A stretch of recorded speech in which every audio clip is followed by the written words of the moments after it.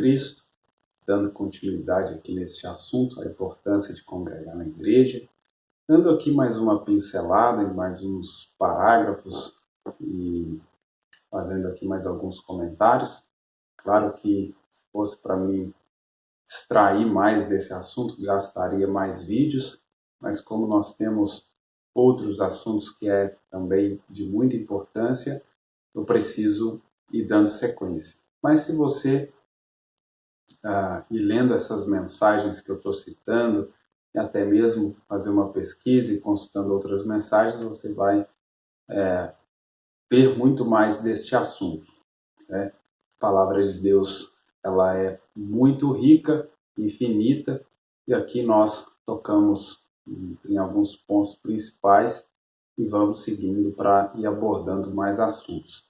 Hebreus capítulo 10, versos 24 e 25, e consideramos-nos uns aos outros para nos estimularmos ao amor e às boas obras, não deixando a nossa congregação, como é de costume de alguns, antes admoestando-nos uns aos outros, e tanto mais quanto vedes que se vai aproximando aquele dia.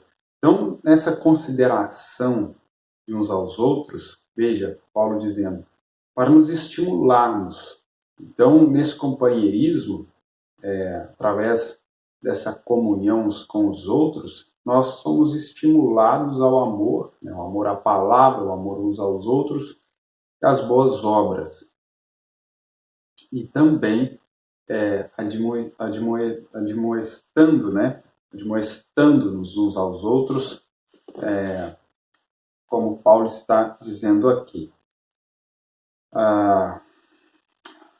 A mensagem Igreja e Sua Condição, 5 de agosto de 1956, a partir ali do parágrafo 6, o profeta falando sobre muitos fiéis, né, ao ir à igreja, não importa o frio, não importa em que condições climáticas, né, esteja, ou de cavalo, a pé, o profeta citando, né, esse sacrifício, tanto de jovens e velhos ali, e aí o profeta comenta, quando há sacrifício, não há muito, quando não há sacrifício, não há muito para o culto. Nós vemos isso hoje, né? Tanta facilidade, a internet, as pessoas podem assistir em casa, as pessoas têm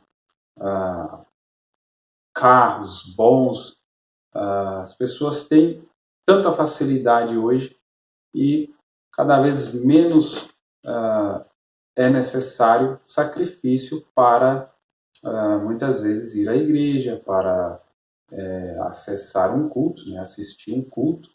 Às vezes a pessoa, por algum motivo, não vai ali na igreja presencialmente, então tem ali a internet para estar assistindo o culto.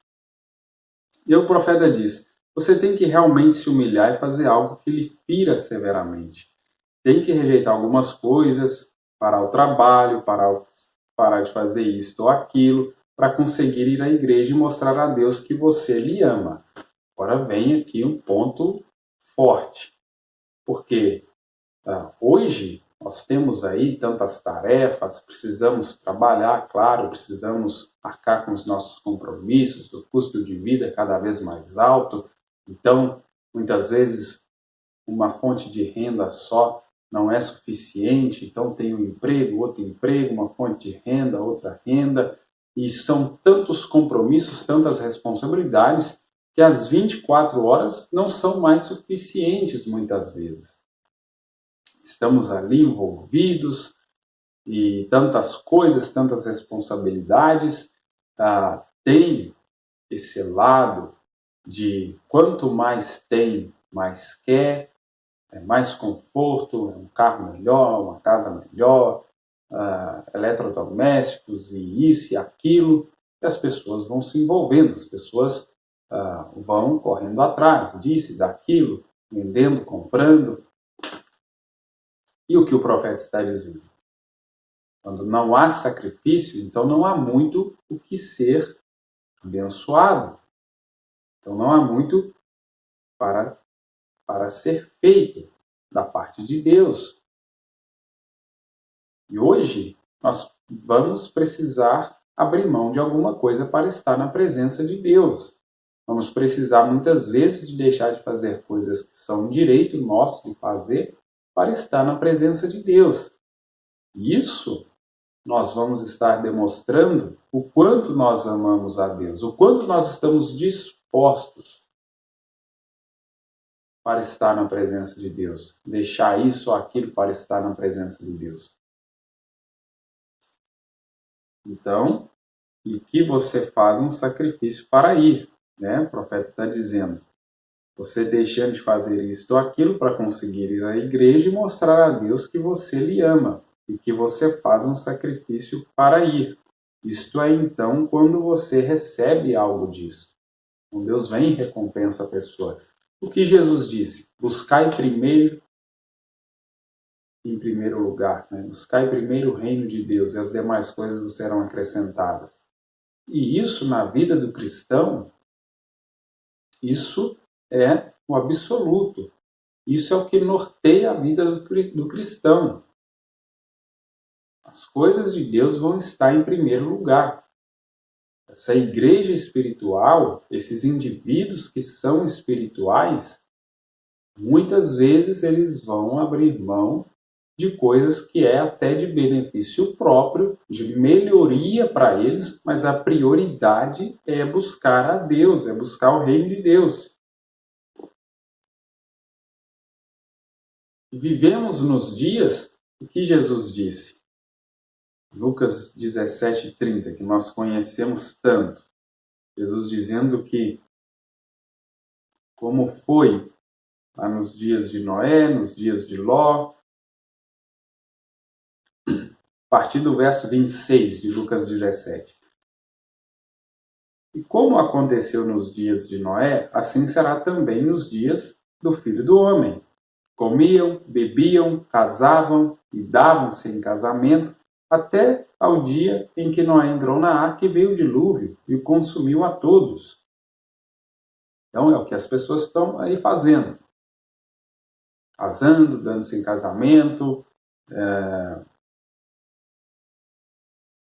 comprando, vendendo, plantando, investindo aqui, investindo ali, corre para lá, corre para cá, e aí não tem tempo mais para Deus. E aí a presença de Deus na vida dessas pessoas cada vez menos importante, cada vez menos importante, cada vez menos dedicação a Deus e as outras coisas, cada vez mais dedicação. Sempre pensando cada vez mais em si mesmas. E Deus vai ficando em segundo, terceiro, quarto, quinto plano. Quando der, aí é para Deus.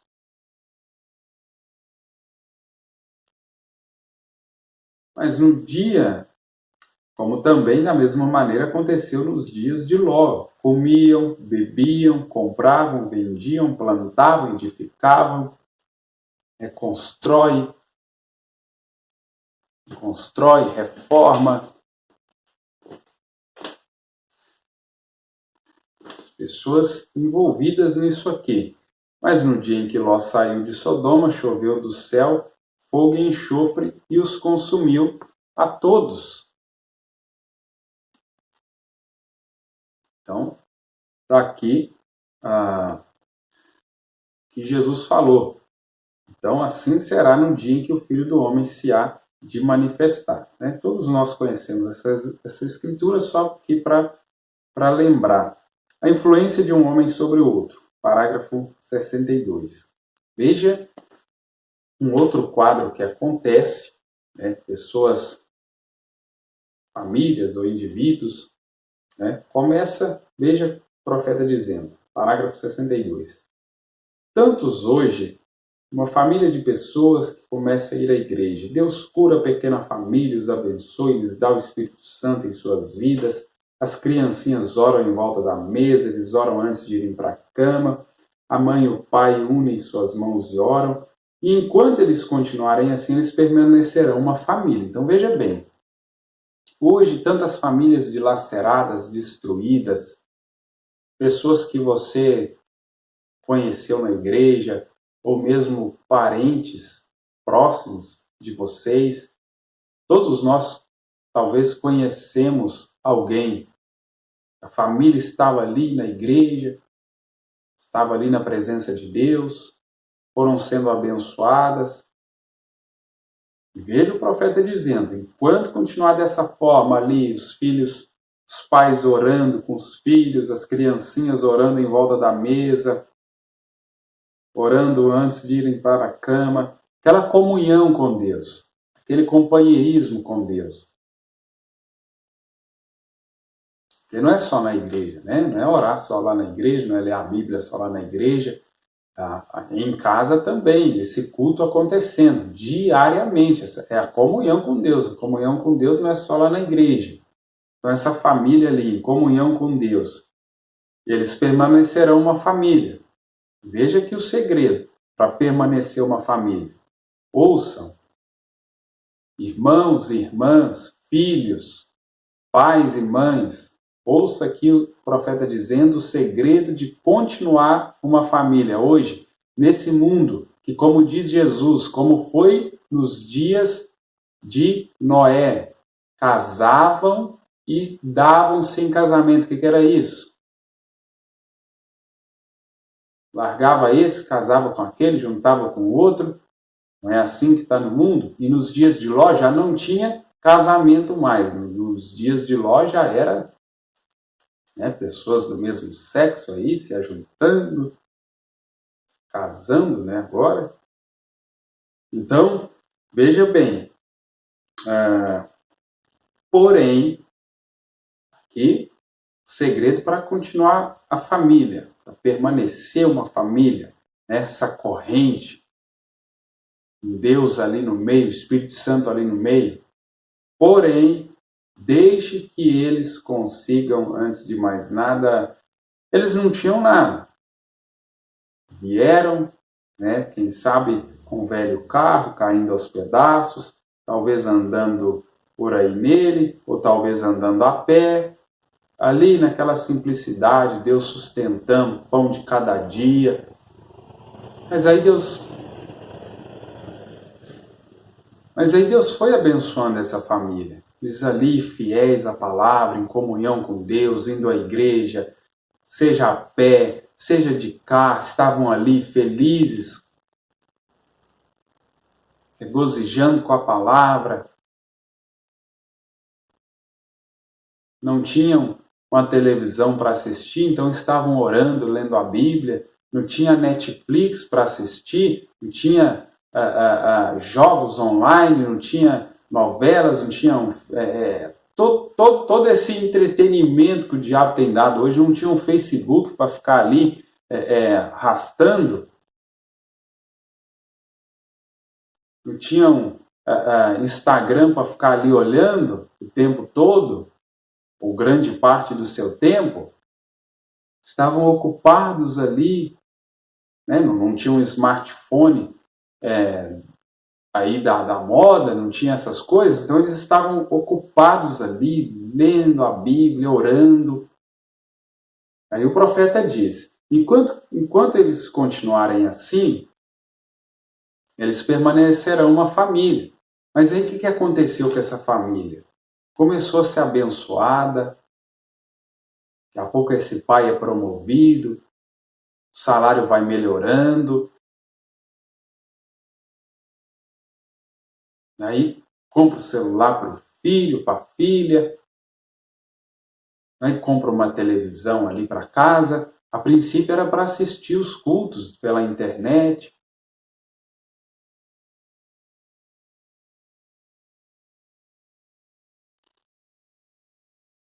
E aí esses filhos que oravam ali, essa família que reunia ali para orar, para ler a Bíblia, para ter comunhão com Deus, agora estava ocupada demais no TikTok, agora estava ocupada demais no Facebook, agora estava ocupada demais vendo a televisão, com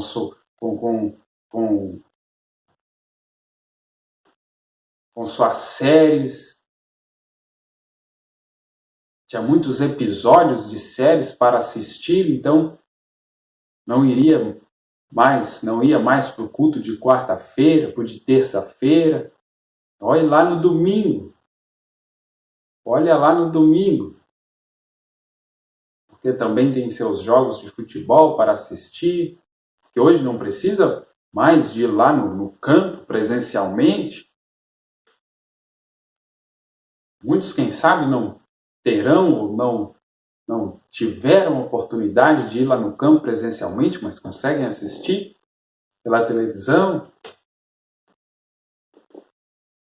Agora tem o YouTube, também tomando muito tempo das pessoas. Se é com coisas que edificam, ainda vai, mas muitas vezes com coisas que não acrescentam em nada, muito pelo contrário. E aí o que acontece com essas famílias agora, irmãos? Vamos acompanhando aqui o profeta dizendo a influência de um homem sobre o outro. 13 de outubro de 1962, parágrafo 62 que eu estou lendo, comentando também.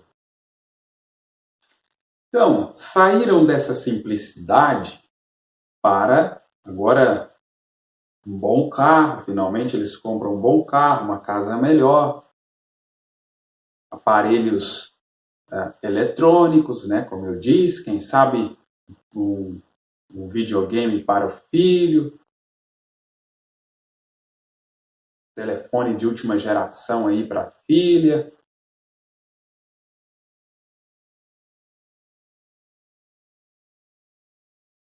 E antes de mais nada, então querem se aproximar do que o mundo chama de uma classe melhor de pessoas. Agora andam com roupas melhores, têm um carro bom, moram numa casa boa, já começa a desfazer daquelas pessoas mais espirituais, ou daquelas pessoas espirituais, para andar agora com uma classe mais social de pessoas, uma classe mais popular de pessoas,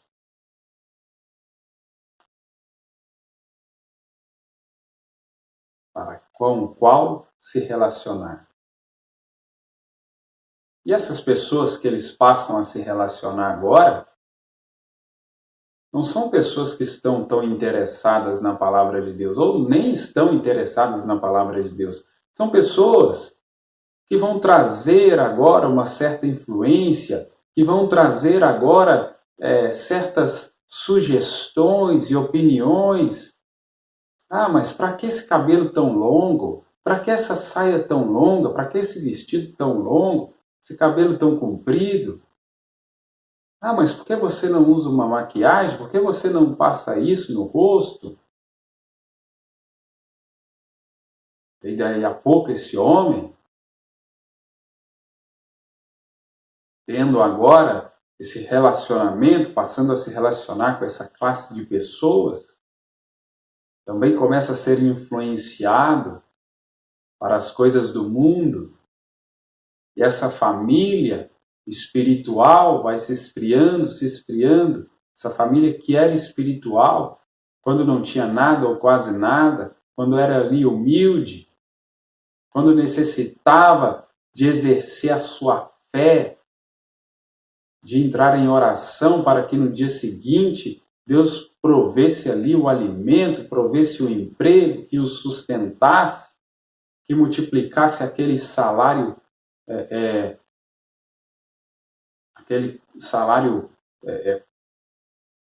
curto ali, aquele salário baixo,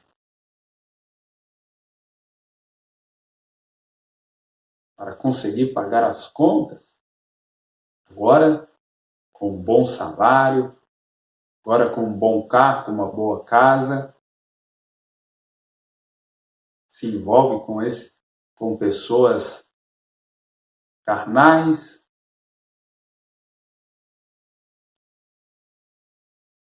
se mudam para uma vizinhança diferente, quem sabe por uma proposta melhor de emprego, agora para uma vizinhança, para uma região, para uma cidade onde quem sabe não tem uma igreja ali, onde vai alimentar a sua alma, onde vai estar na presença de Deus, onde vai estar buscando o reino de Deus, e o que deveria ser o principal, o primordial, o que guiasse essas pessoas, vamos para lá, mas o que deveria pesar nessa decisão? Tem uma igreja ali onde nós poderemos congregar, alimentar a nossa alma. O que deveria pesar na decisão dessas pessoas? Era se ali ia ganhar mais, ia melhorar de vida, ou se ali iria alimentar suas almas? Leva a sua família para lá só porque seus filhos vão poder estudar numa escola melhor? Ou porque vão ter companheirismo com cristãos? Ou porque vão ter companheirismo, comunhão com a palavra? Ou porque vão estar na presença de Deus, buscando o reino de Deus? Isso é o que deveria estar em pauta nas decisões dos cristãos, dos que verdadeiramente amam a palavra de Deus.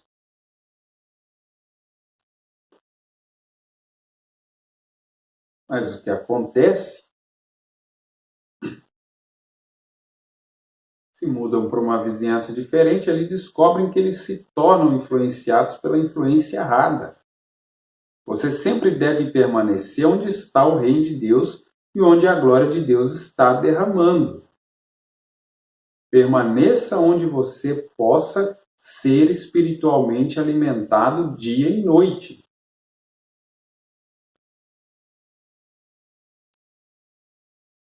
Conseguem captar o que o profeta está dizendo?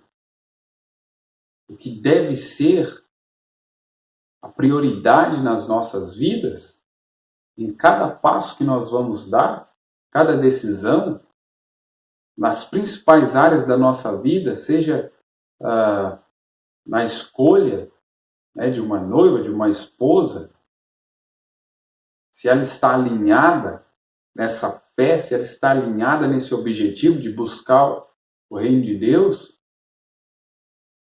nesse emprego, nessa proposta de emprego, nessa mudança de moradia, se ela está sendo somente para ganhar mais dinheiro, para uma melhora de vida financeira, qualidade de vida, que é direito de todos nós. Isso não é errado. Estou aqui falando que isso é errado.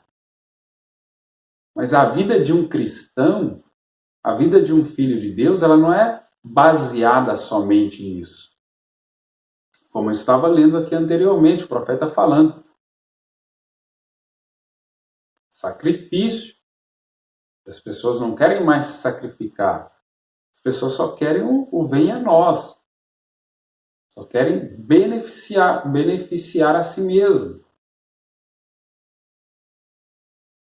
Quando chega na parte de ter que abrir mão de, e as pessoas não querem, e temos que manter um status. Mais importante manter um status do que manter a nossa vida espiritual com Deus. E tudo isso daqui a pouco vai ficar para trás. Como aconteceu com Ló. Tinha toda aquela riqueza lá em Sodoma, toda aquela conquista, todo aquele patrimônio, tudo aquilo que investiu, que conseguiu, que comprou, que vendeu, e teve que sair às pressas porque o fogo ia cair. E o que adiantou?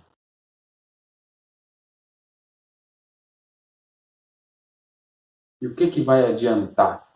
Você correr atrás disso, correr atrás daquilo outro, e o fogo está para cair. Lembre-se, Lucas 17, a partir do verso 26.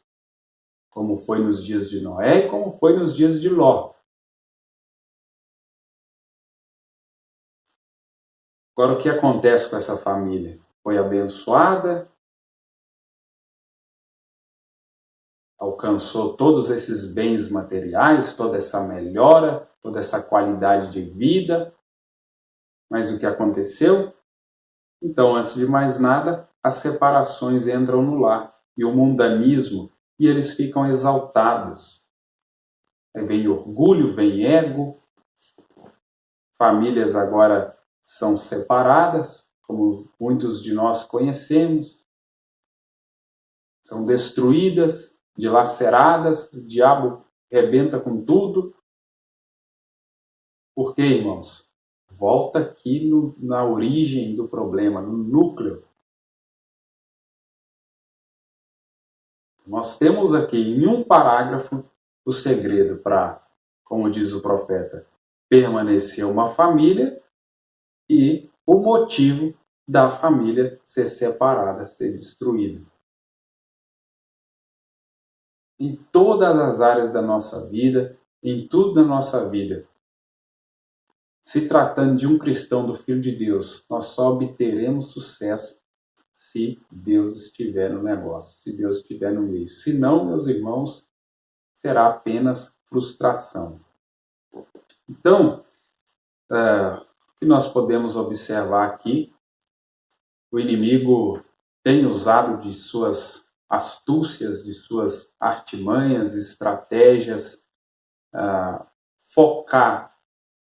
colocar o foco, a atenção das pessoas, aquelas que decepcionaram, com toda razão, lógico, aquelas que perderam totalmente a esperança, a vontade de congregar numa igreja, que decepcionaram achando que não existe mais pastor verdadeiro. O diabo está colocando foco nisso tudo, mas saiba você que, como diz o profeta aqui mesmo, mensagem perguntas e respostas número 3, né? Alguém perguntando se o profeta estava ensinando que a noiva ela não deve, né, ir a nenhuma outra igreja a não ser que o profeta, né, estivesse pregando ou fosse no tabernáculo. O profeta dizendo aqui, em parágrafo 122, perguntas e respostas número 3, 30 de agosto de 64. Nós temos ministros assentados aqui que estão espalhados ao redor de todo o país e eu creio que eles são parte daquela noiva. Então, irmãos, aqui quebrando, claro, um pensamento, né, que era só aquela igreja ali que tinha noivo, não, como igrejas grandes hoje, ministérios grandes aí, líderes, pastores renomados aí, afirmam que sair daquela igreja ali acabou, que é só ali que a pessoa vai ser salva, é só ali que tem noivo. Não é isso, né? Como nos dias do profeta, o profeta dizendo, não, aqui tem ministros assentados que estão espalhados, né? Tem suas igrejas aí ao redor do mundo e hoje não é diferente. Se você teve a decepção com um ou com o outro aí, saiba que existe ministros ao redor do mundo, ao redor do Brasil, ao redor desse estado. Existem ministros verdadeiros, sim. Existem ministros que estão lutando, pelejando para obedecer essa palavra, sim. Agora, nós estamos dispostos a se sacrificar, quem sabe a ter uma mobilidade, quem sabe abrir mão de alguma coisa ou de outra para estar em companheirismo com essa palavra, e essa palavra, ela está hoje numa minoria de pessoas. Uma minoria de pessoas, isso é verdade, mas ela está. Tem a nota falsa aí, tem o falso aí, os falsos aí circulando, mas há um verdadeiro. Disso você pode ter certeza. Meus queridos, que essas palavras sejam de edificação para vocês. Eu estou aqui abordando aqui apenas, né, alguns ângulos disso. Poderia tomar bastante tempo ainda nisso, mas para seguir aqui para os próximos assuntos que Deus tem colocado no coração, eu vou dar sequência e deixar aqui esse assunto. Mas que Deus possa abençoar, que seja aqui o suficiente, que tenha ficado claro para você que, apesar desse momento que estamos vivendo, é importante nós congregarmos. Muitas pessoas têm começado do zero, estão se reunindo de casa em casa. Isso já é uma igreja. A igreja são as pessoas. Nós sabemos que não é as paredes de concreto que são a igreja, são as pessoas. Só, irmãos, que eu estou chamando a atenção para pessoas que simplesmente pararam, simplesmente estão em casa e esperando que Deus vai fazer ali um milagre, vai fazer uma mágica ali. E não é assim, irmãos. Nós precisamos fazer a nossa parte. Amém? Que Deus os abençoe, em nome de Jesus Cristo.